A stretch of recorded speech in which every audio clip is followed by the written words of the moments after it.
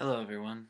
Today I'm going to tell you about possession because not only is it 9/10 of the law, but it is also the driving force behind monsters and a big deal of what we do as hunters.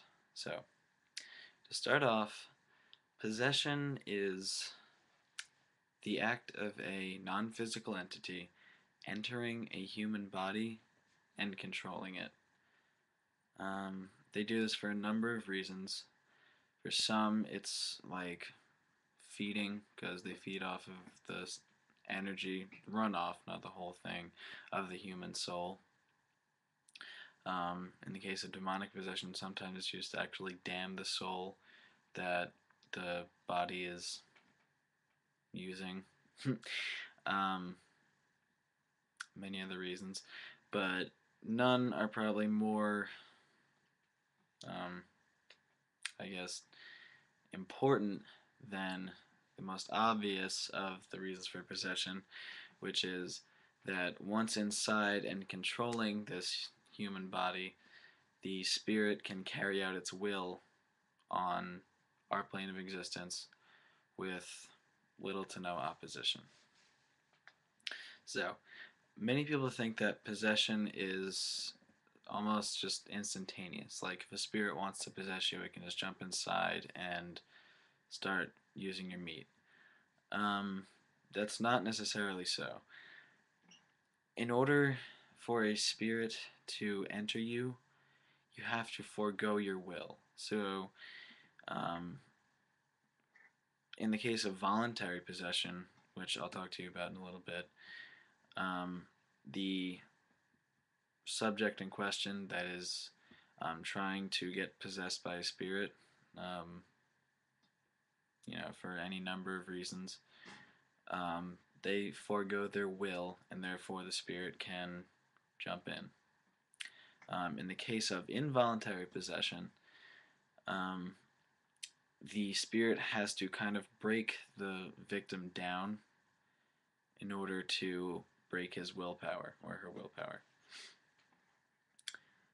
So usually this starts out as a haunting. So um, there's flashes of images, there's activity, poltergeist activity, things being thrown around, um, all kinds of things. In the case of like spirit possession by a wolf spirit parasite, usually, and this is with just about any spirit parasite, there are depictions of that being seen around the victim. And it sounds kind of weird, but um, in the case of like a werewolf, sometimes people actually hear or see wolves around the household that the afflicted is in. Um, so yeah, now many people know of demonic possession, but not many know about monstrous possession. So that's what I'm going to tell you more about today, due to the fact that I am doing a monster series. So, in the case of monstrous possession, as I've already told you, the spirit parasite comes around and then uh, possesses the body of a human. Um, while the human has enough willpower to suppress it, the spirit is usually dormant and only gets activated in times of great stress on the human, like in times of extreme anger or sadness, at which point the spirit parasite can take control and do what it does. Um, Now, you may be thinking that a spirit can do this just as easily on its plane of existence, wherever the heck that is. Well, the main reason of why a spirit does this is because through the drinking of blood or through the act of using a body alone, even, a spirit can draw an incredible amount of energy to kind of drive itself. Um, Many think that the soul and the spirit don't need to eat. Well, while that's true, they are energy, and if they can be supplied more energy, they become stronger and they become something that's more formidable. Um, so, yeah. In monstrous possession, Usually, the the spirits in question are animalistic. In demonic possession, the spirits tend to be more um, intelligent for the most part. But in the case of monster possession, it's a much more um, animalistic takeover. So that can be a very good way to figure out who your victim is or what your being victim is. What your victim is being afflicted by. Thank you. Um, so yes, now voluntary possession is a very important thing. In fact, it's more common than involuntary possession. Um, so voluntary possession is when through ritual and voluntary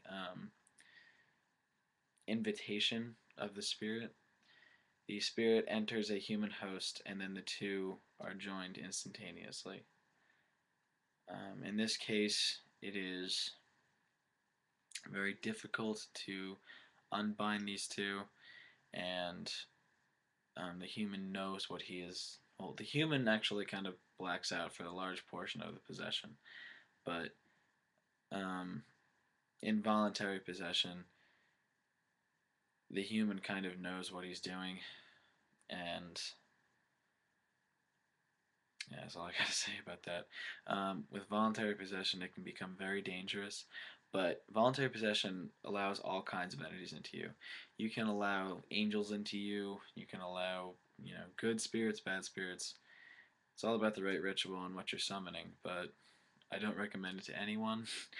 um, and a large portion of cultists and um, other groups like that tend to use voluntary possession to draw forth an entity and to have it on Earth.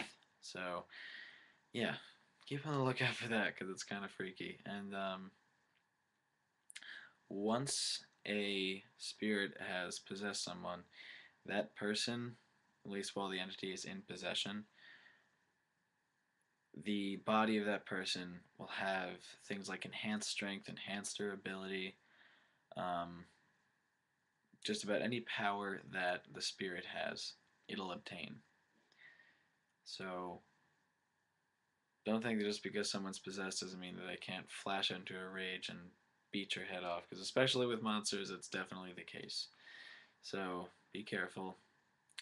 But the good thing is that also the human body that is being possessed will share all the weaknesses of the spirits. So salt and iron will hurt them pretty much no matter what.